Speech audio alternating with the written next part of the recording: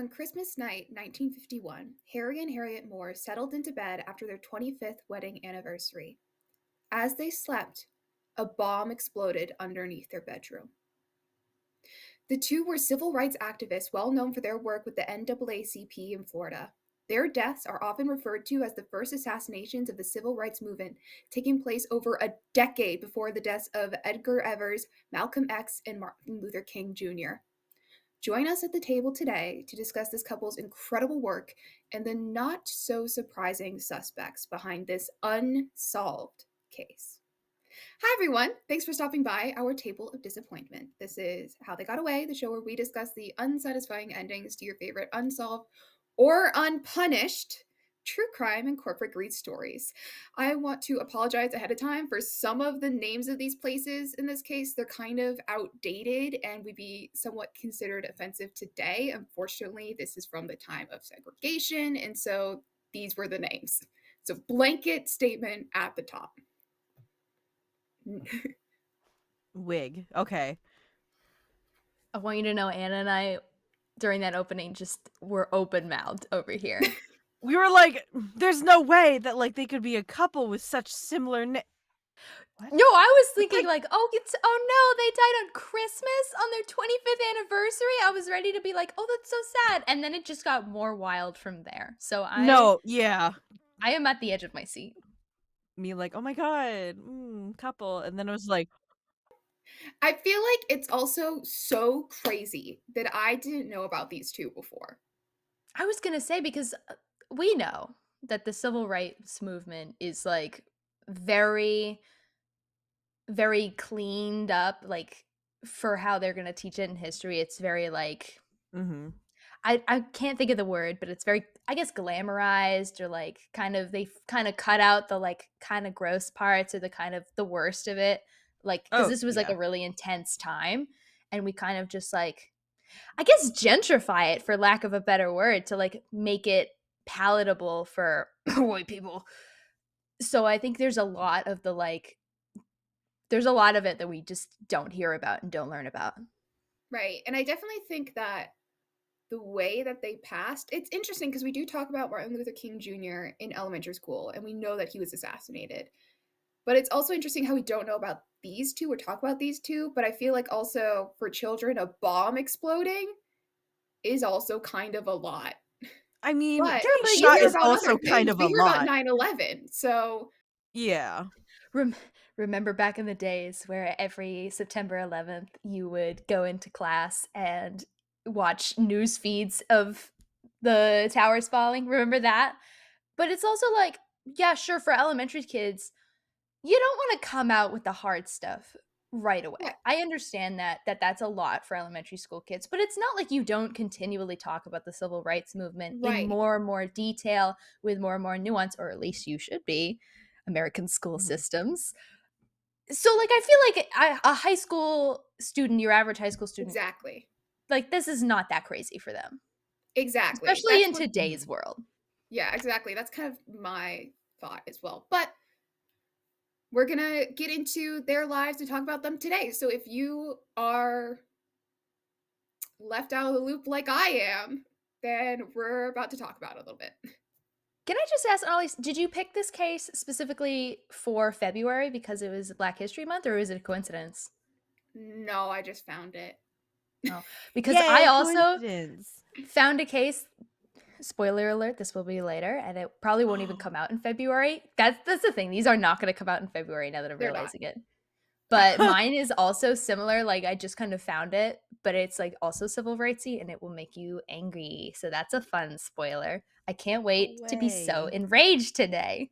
Oh my gosh, I And wanted you guys to know that I was ranting to my roommate about this as I was writing it. There's so many parts of this I was like, oh my god, I am so sad. Like, what is happening? This is a very intense case, but they did a lot of great work. So let's get into it. Oh, Harry Moore was born on November 18th, 1905 in Houston, Florida.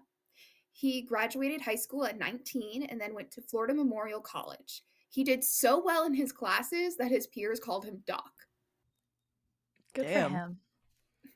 He got straight A's except for a single B plus in French, which, like, it's another language. You get a pass.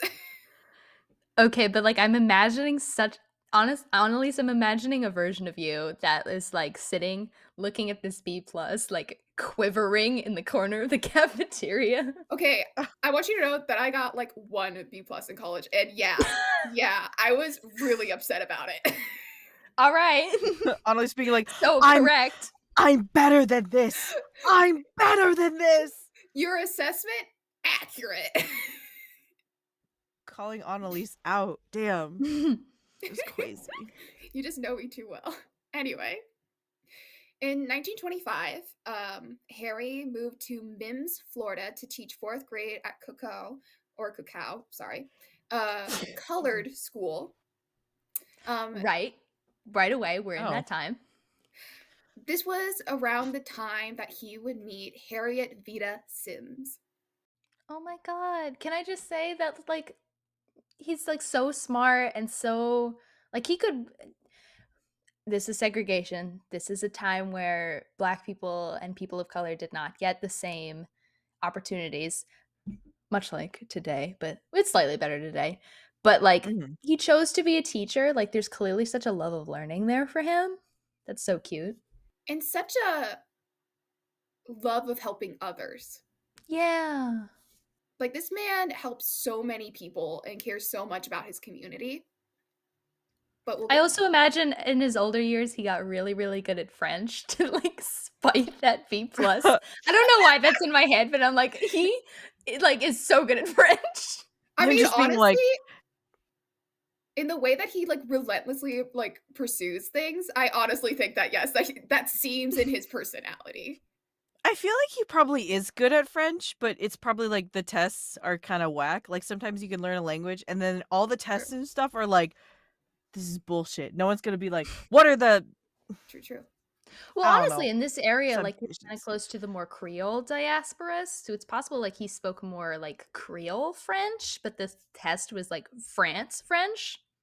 Which is very possible, yeah. Because I know that you guys you both took Spanish, right? Yeah. Yeah. Does it teach you like European Spanish or like Central America Spanish? Our teachers sometimes they would make distinctions, but Yeah. there were definitely times where they were like, "This is a Mexican Spanish thing." Yeah. Okay. Oh my Because I god, know like that's also sort of a thing too. because there's different things. Like we learned vosotros, which is not widely used. Oh yeah, I that's the It's like only thing walking I into know. like to America, you're fresh out from another country and you start using thee and thous. It's so weird. Anyway, we got to get off our French track Right, Right. right, right. to get back to No more these people. French. Anyway, to this couple. So Harriet was born in West Palm Beach, Florida on June 19th, 1902. Her family would later move to Mims with her 6 siblings. During the summer, she would go to Massillon, Ohio with her father, who was a woodworker. So, in the summer, she's like working with her father. She graduated from Bethune-Cookman College in Daytona, Florida, with an Associate's of Arts in 1941 and then a Bachelor's of Science in 1950. And can we just talk about how impressive this is? Not only was she a woman and got this kind of education at the time, but especially as a Black woman who had so many systemic barriers in her way. I And mean, No, she like, was like yeah. props late to her. 30s, early 40s by that time, too. So she was a little bit older when she got She's her killing it. educations. Also, I just realized this like they would have like been in their like late teens, early 20s like during the Great Depression then. They lived through the World War II.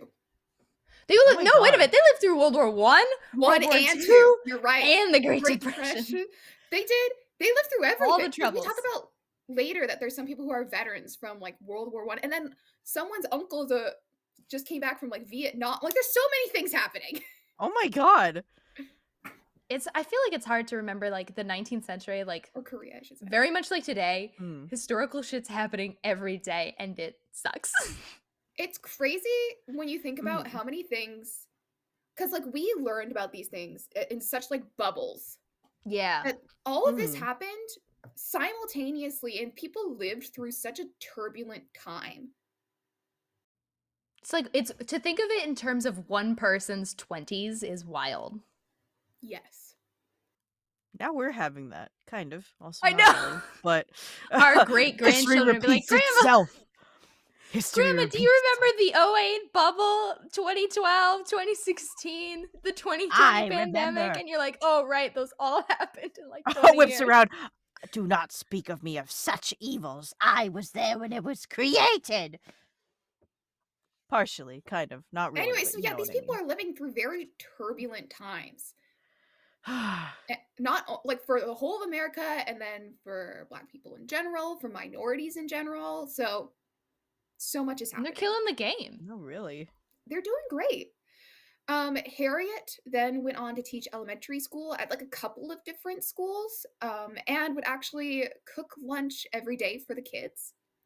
Oh. Working at Right, the because this is schools, before like school lunch was like a thing. working at Hmm. the schools is how she met Harry. Oh my god, this is so cute. This makes me so extra sad for how this goes. I Hmm. know. They would then get married on December 25th, 1926, and would have two daughters, Annie Rosalia, who went by Peaches, and Juanita Evangeline, who went by Evangeline. Those are so cute. Oh my god. Peaches? Yeah, Man, I can't believe they got married on Christmas. I know that, like, you kinda mentioned it earlier, but I was like, "Oh my god, they did get married on Christmas. I realized Happy that my birthday, Christ." timeline is kind of messed up. So she was like teaching, and then they like got married, and then she went to school later on.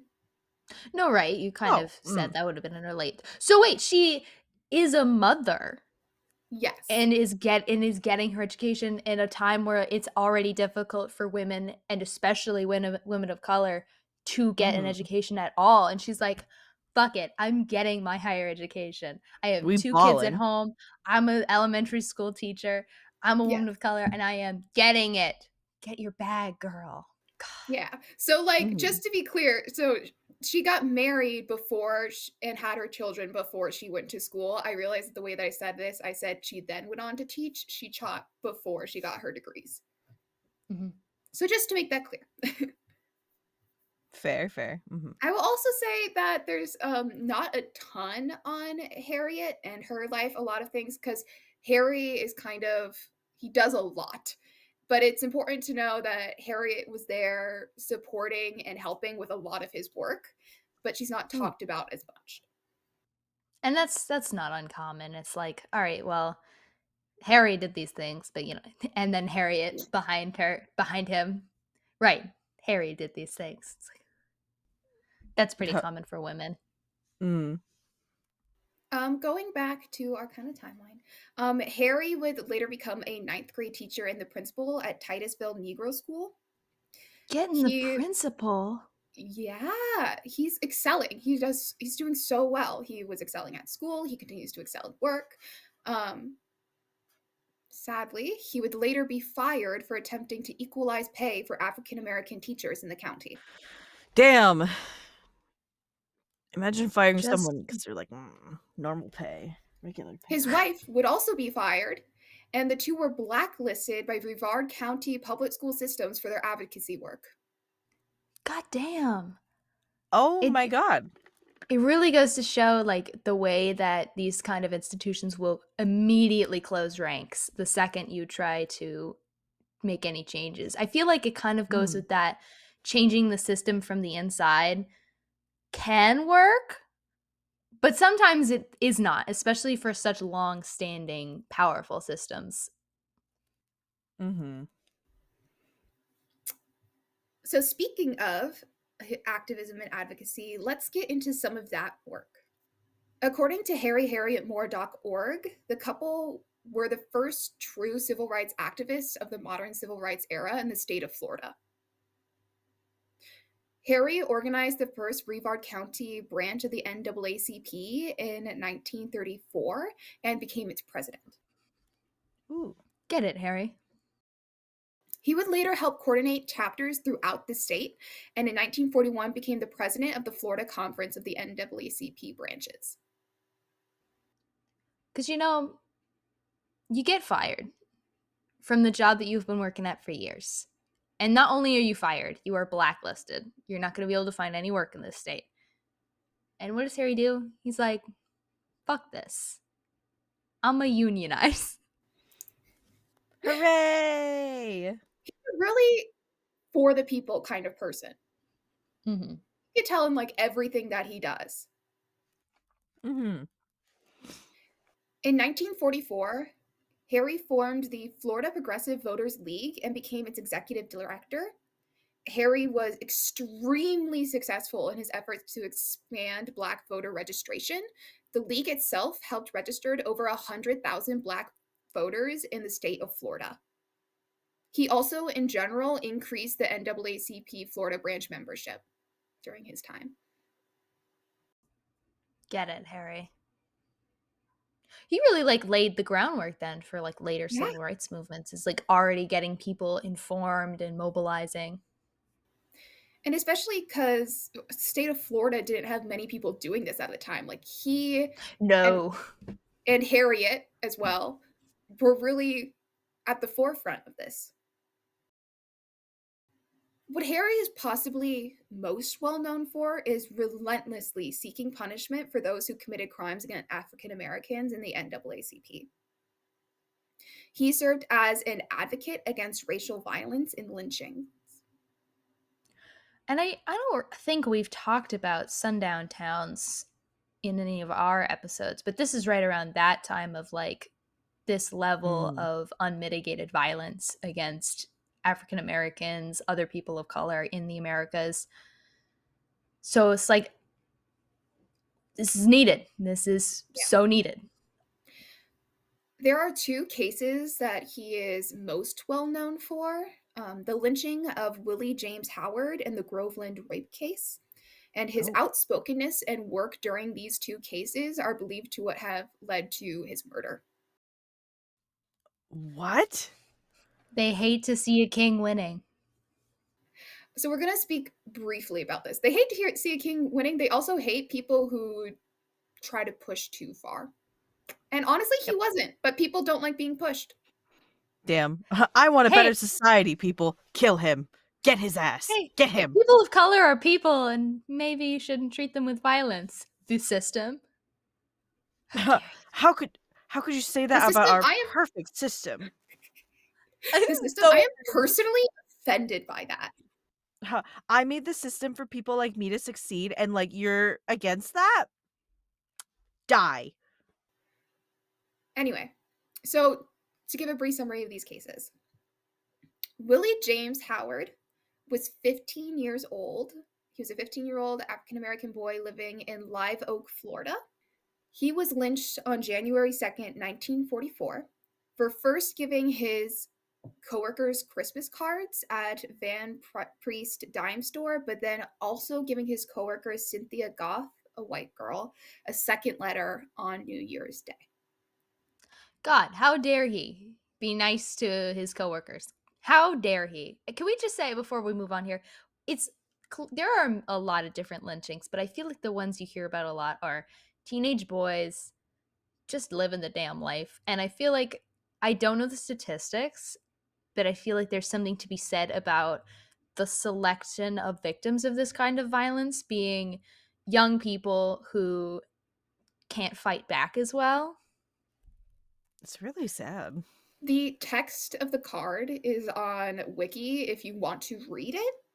But really, he was saying in it that he liked her and he like begs her like not to tell anyone about this letter if she like didn't like it, and just like tell him, and he would like forget all about it, and like it wouldn't be a thing. Like he really begs her not to tell anyone, and he makes a note about it because he knows it would be trouble.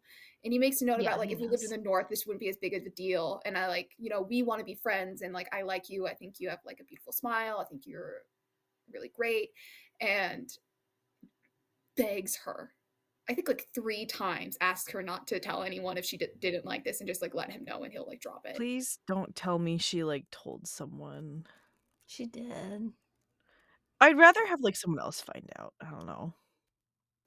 Cynthia was offended by this letter and told her father, who was the postmaster and former state legislator in Florida. Her father, along with some others, went to Willie's house, held his mother at gunpoint, and dragged both Willie and his father out of the home at gunpoint down to a river, where he gave Willie the quote unquote choice to either be shot or jump in the river to Wow, drown. what a choice. Willie jumped in the river and he drowned. Damn. God damn. And can we just, for the record, he didn't do anything. He did No, like he he had a wrote. crush. He had a crush. It's not even like the letter was salacious or like explicit or anything. It was just, hey, I like you. I think you seem nice. And turns out she really wasn't. And then And that he was it. starts it, dear friend. Dear friend, Oh my God. god. And like, if you were real, like, you didn't have to do this. You didn't have to do any of this, dude. The dad. Like, if you were really so offended that this boy liked your daughter, give him a talking to. You could have just been like, Yeah. hey, don't. And like, yeah, you're a racist piece of shit, but at least you didn't kill anybody. But no, he didn't do anything. This man's Racists are a dead, whole probably. different breed, essentially, especially during this time. Especially during So this time. Yeah, right. And they you know, really he went like knew because he knew there'd be no, or assumed, because we were going to hear about how Harry was like, no, but grabs. he assumed like no one would care because that was like his business and that he was entitled to that. Also, he's a man with power in the state. Yeah, Exactly. So, that's so yucky. this case was of special interest to Harry because he grew up near Live Oak and was the former classmate of Willie's mom, Lula Howard. No. Oh, that, that's extra sad. Harry had interviewed Willie's parents, and when the county grand jury didn't indict, Harry was able to get a federal investigation started. But Those are hard at the unfortunately, best of times to get going. Good for him. Yeah, nothing came of it. Of course not. Because He would again, man. the system is is rigged. broken. Harry would continue to push law enforcement and wrote many letters calling for the resignation of some of the police officers who were involved in investigating. Okay. This, I think there's the actual facts of surrounding the specifics of the case are definitely dated. But when it comes to the afterwards of police violence, like replace the dad with a cop who came upon some kind of scene with a young black man, this could be a today story. Mm-hmm. Like the fact that I could hear about this today and I would be outraged but not surprised is frankly disgusting. And also, I'm hearing you talk about it, and I'm hearing you talk about how Harry is doing all the things that you're told that you should do. And all I'm thinking is you're making yourself a problem, and the system is known to silence problems. And I'm so worried for him, especially since we know what happens. Yeah. He's really putting a target on his back with all this. But it's like, I think this definitely says what kind of person he is, because he's like, oh, this can get me in serious trouble. But this helps other people, so I don't mind. And I'm like, He's man. really such a passionate and selfless guy, and really, like, he cares. Like, I've said this a million times, he Mm. cares about his community. He really does. So let's move on to the Groveland rape case, which is usually referred to as the Groveland Four. This case took place in Lake County, Florida in July 1949. Four African American men, Ernest Thomas, 26, Samuel Shepard, 22, Walter Irvine, 22, and Charles Greenlee, 16, were accused of raping a 17-year-old woman and then beating up her husband. Ernest eluded capture and was brutally killed. Samuel and Irvine were sentenced to death, and Charles got sentenced to life in prison. I actually want to do a longer case on this, so we'll talk about details probably in my next recording. Okay. But Mm. can we just, before we move on to how terrible racism is, Can you think of a single case in recent history where the rape of a woman garners such a high sentence? I was literally talking about this with Yeah. Zoe, where I was like, if replace this with 4 white guys, nothing would Literally, happen. And they're it would like, be, "Oh, "Oh, we're worried about their future," and then nothing would happen. Maybe they'd get 6 months probation, and that would be looks it. at Brock Like, the Turner." fact Anyways. that these people are of color changes this so drastically, it's Yes. ridiculous. Yes. And that it's a young white woman as the victim. Because, like, replace it with 4 white men's, have it happen today. No one is dying. That's not happening. God. As far as Harry's involvement, he organized campaigns to support the accused appeals, and 2 of the cases went to Supreme Court. Harry Ooh. pushed hard for this case, which upset a lot of people, especially when Harry called for Sheriff Willis McCall to be suspended and indicted. Because here's the thing too. I know you said we're gonna talk about this more in its own case, so I don't want to get too into the details here. But like, what is the evidence that they did this? Was it like statement from the victims? Is it an actual well, you're probably gonna talk about this later, but is it like, "Oh, hey, these guys actually did this," or is it white woman going, "Fuck these guys in particular," because unfortunately, that's a very common theme in this time, so I go, "Mm?" Again, we're going to get into this later. I don't want to talk too much about it because the things that Right. happen surrounding this case are also pretty Mm-hmm. insane. Ah, fair enough. So, overall, as we could tell, Harry was extremely vocal about his critiques of the justice system during the time of Jim Crow laws, which ended Yep. up putting a target on his back. Yep. Mm. So let's Mm. get to that fateful night. Christmas night, 1951.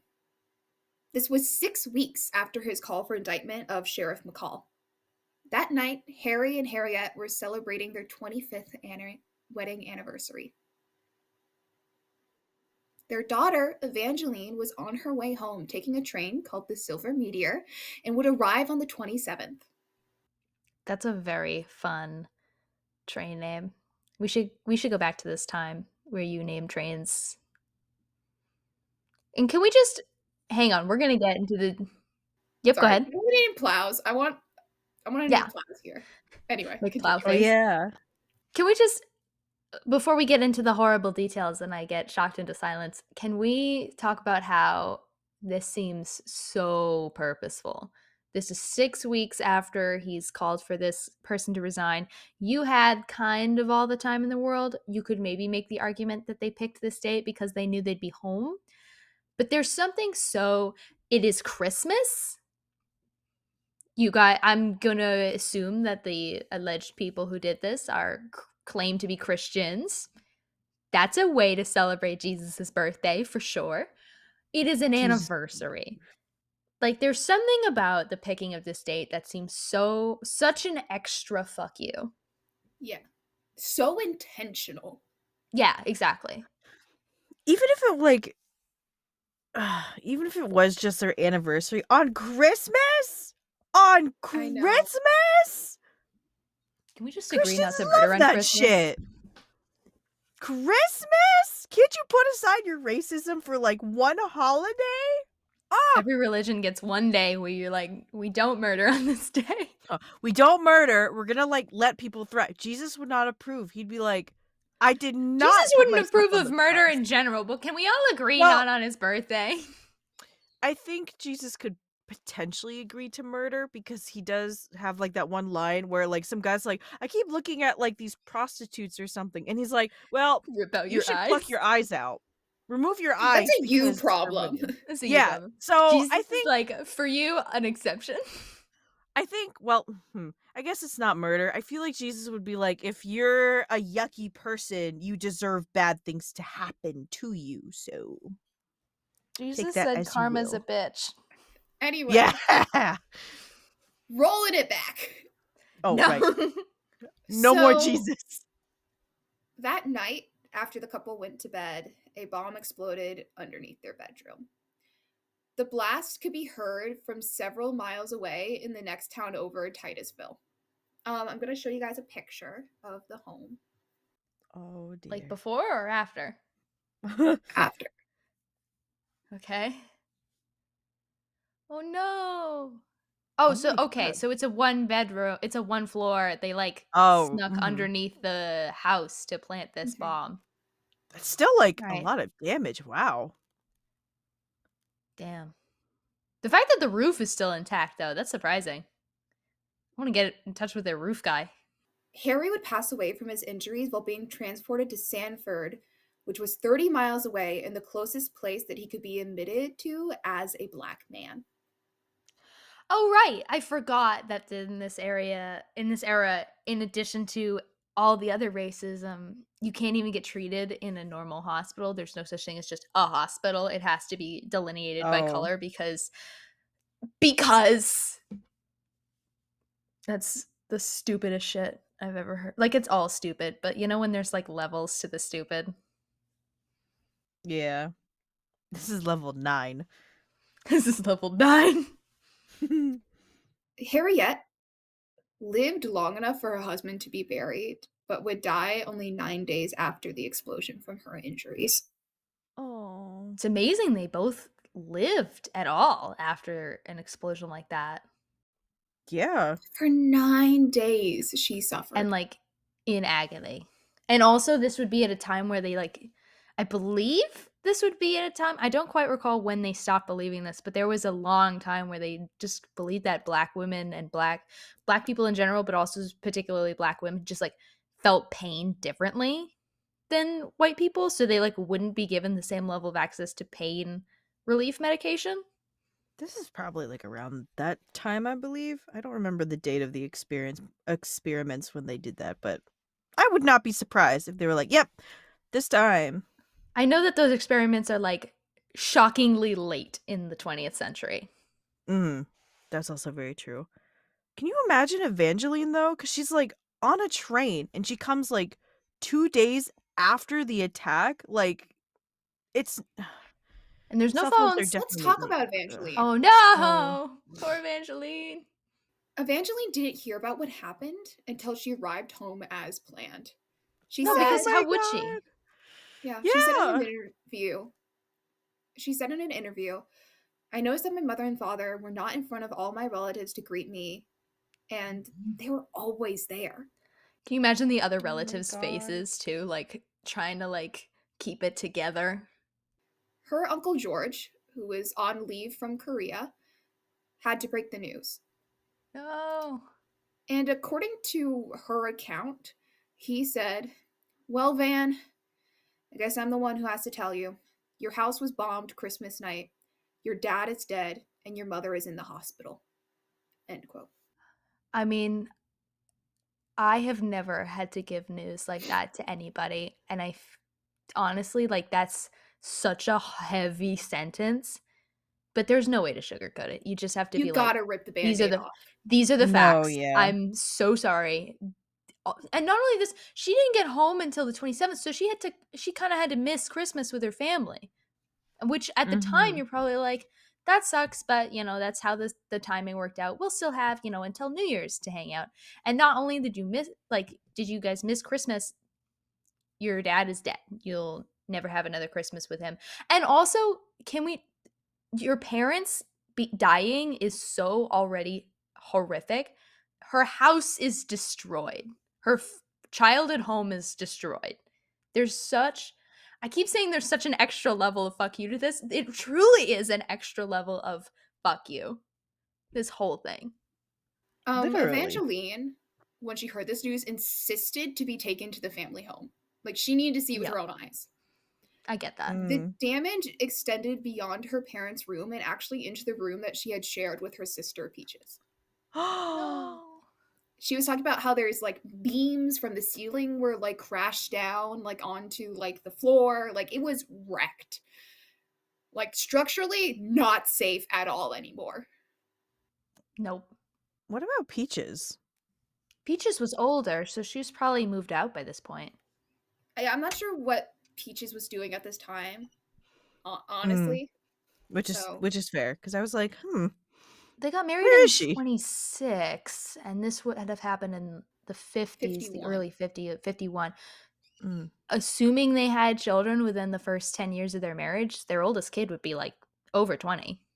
Yeah, I think they're like 20s. Um, yeah, I don't Which is fair, but, know. like, Evangeline, like, came home, so I was like, "Oh, I wonder where, like, Peaches is," because, I assumed, like, Evangeline was mm, maybe in school or something, but maybe. that's my assumption. Mhm. I would I guess. imagine this family values education.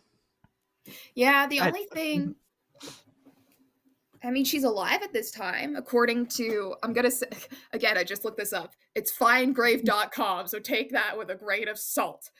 But it says that Hooray! she lived until 1972 and was born in 1980, or sorry, 1928.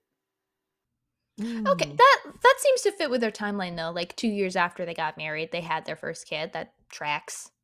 Back to the story, let's talk about what happened after and Mm. who may have done it. And I'm sure no one's going to be surprised when I say immediately the FBI suspected the Ku Klux Klan. I was gonna Oh say, like, boy! there's just, like, a sorta, like, everybody turning to look in the direction of, like, a certain group of white people. Just, like, one little group of them, a little clique. As I said at the top, unsurprising suspects here. The FBI walks in, walks up to one guy and goes, "Come on. Was it you? Come on. Come The on." FBI did hundreds of interviews and even created a scale model of the home to simulate the explosion. Like they were, Okay. Oh, wow. I have a thought there, but I'm not gonna say it yet. I'm gonna wait okay, to see what you say. okay. That being said, the KKK is a massive organization. So narrowing down its Woo. suspects is a hard task. Then, Oof. like, just by being in the Ku Klux Klan, you immediately have a motive. Yeah. Mm. Also, the Ku Klux Klan is very intimidating, not only to the people that they are perpetrating against, African Americans, but also to other white Americans. Like, I think sometimes, like, people are like, the KKK was terrifying for everyone. Can we talk about how the KKK is just a cult whose only belief is racism? Yes. You walk around in white robes, that's the cultiest shit I've ever heard. Yep. You hide your identity. Like, Tell me who you are, bestie. If you think you're doing what's right, you should show me your face. Show me your face. so the FBI would at some point narrow down their search to three members: Tillman H. Belvin and Earl J. Brooklyn, who witnesses said were going around asking for Moore's address. And one informant said that they had shown Brooklyn the floor plan of the home. And the way that this is often talked about, it seems like Brooklyn got this floor plan and then started to recruit people. Interesting. Saturday night plans, sir? The Huh. other suspect was Joseph Neville Cox, who, after two interviews with the FBI, killed himself. Coward. I was about to say that. Pussy. Oh, the consequences of my actions.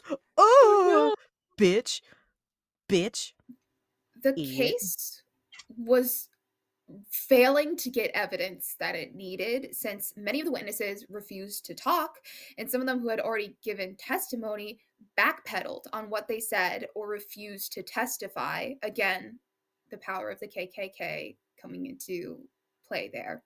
No one else wanted to put a target on their back.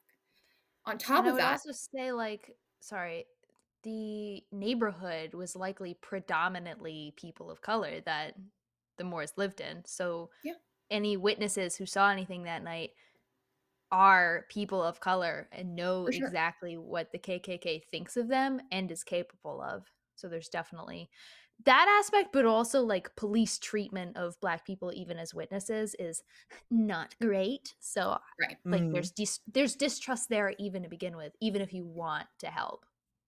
Back to what was happening. So they're failing to get evidence. And then Belvin and Brooklyn both died of natural causes. Oh my god, that's so crazy. It's so Hmm. crazy how that just kind of happens. Interesting. Are we sure it was natural causes? Sorry. Is I, retribution a Zoe natural asked the cause? same thing. We are the same. I don't even have like the cause of death. I don't know what happened to these men. Oh. Okay. Okay. So yeah, Tillman and Earl, I don't know what happened to you, but What Fuck they them bitches. deserved. so this case would end up being closed until Brevard County Sheriff Roland Zimmerman reopened the case in 1978. During that time, a man named Edward L. Spivey, who was dying of cancer, gave testimony that Joseph Cox had planted the dynamite at the Moore household. Edward had been openly against the case reopening, and you know, he was like really against it, and people became convinced that he was also part of what happened that night and Hmm. possibly part of the plot. And because he's dying of cancer, felt guilty before he passed away. Even though like he was so against it reopening, but when someone came and asked him, he told them. Hmm. I was also gonna say, like, with his admission, like, how would you know that if you weren't involved? Exactly. Yeah. However, Sheriff Ziverman lost his reelection, and there was never a prosecution of Edward, and he died soon after. I don't know how I feel about sheriff being an elected position or not. Mhm. Like, I'm not saying I'm against it, but I don't know if I'm for it either because then you have kind of issues like this. I don't know. Because, like, clearly we were making headway here, and then the next guy just decides, like, not to follow up on it. Yeah. But also, the next guy is voted in, so y'all picked him. This case would open and close a number of times, and even in 1991, when Florida's governor ordered a new investigation, and even though they had Klan informants, there were no indictments. Man. Because this may or may not have been, like, Klan sanctioned. Like, in a general sense, violence against African Americans. I'm not a Klan member, if that wasn't super obvious. I don't know how the Klan works, but I understand general violence is pretty accepted within the Klan. But like probably wasn't like a everybody had a meeting and was like, all right, we're gonna do this. You, and you're gonna plant the bomb. It might have just been these are people who are pieces of shit who are in the Klan who decided to do this, Right. if that makes sense. In 2004, the Attorney General ordered another investigation, and after interviewing over 100 people, came to the conclusion that Tillman H. Belvin, Earl J. Brooklyn, Edward L. Spivey, and Joseph N. Cox had carried out the bombing. The FBI agreed. 2004. The FBI agreed in 2008. In 2011, there was an attempt to reopen the case, but ultimately, it was closed by the Department of Justice Civil Rights Division, Hmm. I which is mean, how it currently lays unsolved. this is what I agree Interesting. with you with the top where you heavily emphasize unpunished. This is one of those that we cover occasionally where it's pretty obvious who was responsible, but they never saw any retribution or punishment for it. And technically, like if you look up this case, there's no like this is who did it Right. anywhere. And the Moors never received justice for this. No. I do want to give, before we wrap up, a little talk about the legacy of the Moors. Mm. It is undeniable that they had a significant impact on the world in the civil rights movement. After the bombing, there was a number of protests registered with the with the United Nations in the South. And the NAACP hosted an event at Madison Square Garden where a song with lyrics written by famous poet Langston Hughes called The Ballad of Harry Moore was performed. That's cute. I Mm. do notice Harriet also died, guys. Just a little ding there, but okay. In 1952, in 1952, Harry Moore was awarded the Spingarn, and I'm sorry if I pronounce this wrong, Spingarn Medal by the NAACP in 1952 as a NAACP leader in the state of Florida and a martyr in the crusade for freedom. Yeah, because like we said earlier, he and Harriet laid a lot of the groundwork that future leaders like Malcolm X and Martin Luther King Jr. and others eventually would use. It's, without this groundwork, would they have been as successful?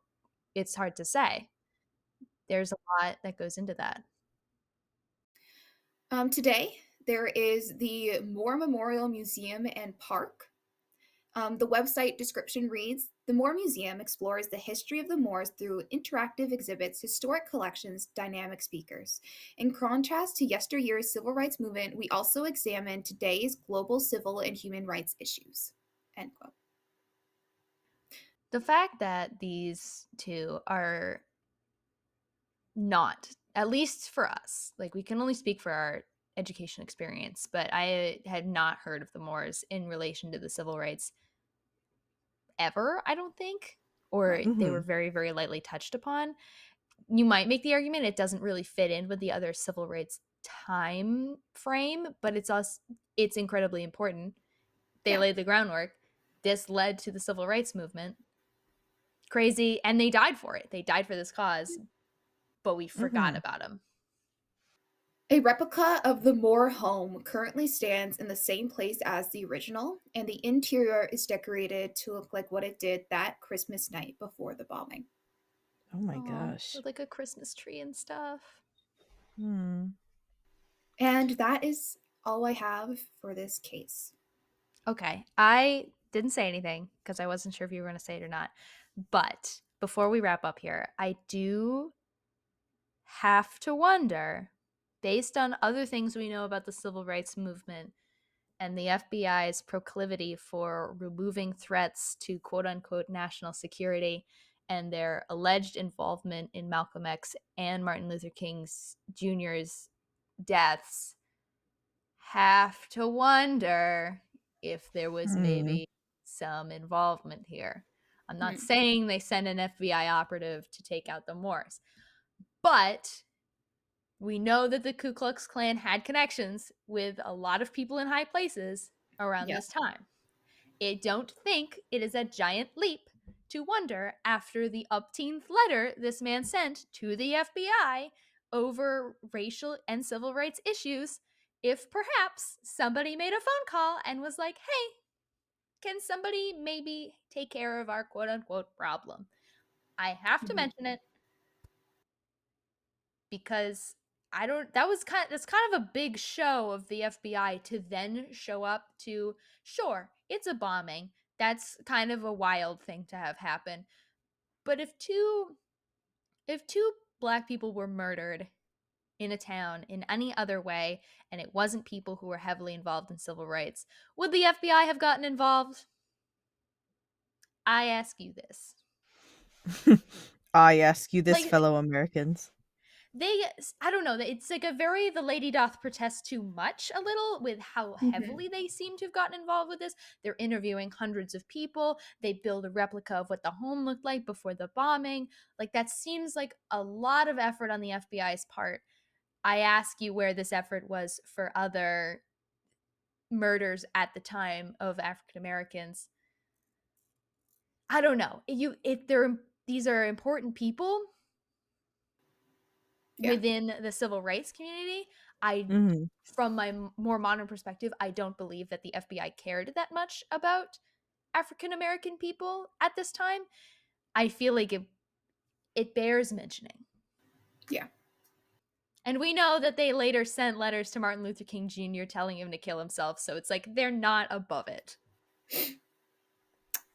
Right. That is Yeah. where we're gonna end for today. I do want to say I did imagine our table, like in the yard of the house after it exploded. Or we're like having a Oh. little tea, like a little southern. We got some sweet tea. Okay, I don't know if I'd go that far. I mean, we are Oh, next to no a sweet tea for bombed you? home. It's the South. Okay, Kelsey I being thought like, about it in "How the sense scared that we are are next you?" to a bombed home. Oh, not like the replica. We're actually at the I oh. kind of do Um, imagine. Oh yeah, yeah, yeah, the bombed home. I do kind of imagine that Kelsey has like a board with pins and the FBI now. It's like just the FBI like circled several times. Kelsey and that one meme from It's Always Sunny in Philadelphia, and she's like, "Look! Look at Just a their post-it involvement!" And note we're like, that says "Mhm." never trust the institution. You just have ACAB all over. I just have ACAB all over. Anyway, You're right. that's where we end for today. Thank you guys for joining us. I hope that you learned something from this. If you guys have more information about Harry and Harriet Moore and their lives, yep. Please feel free to comment. I was so fascinated by this case. I kept digging and digging and finding more. I mean, they did so much in the span of like 10 years. It's incredible. But that's where we'll leave you guys. So, pushing your chair, have a good day, stay safe, speak out against the wrongs of society, and we'll see you next time. Bye. Bye. Never trust the FBI. Have a good one.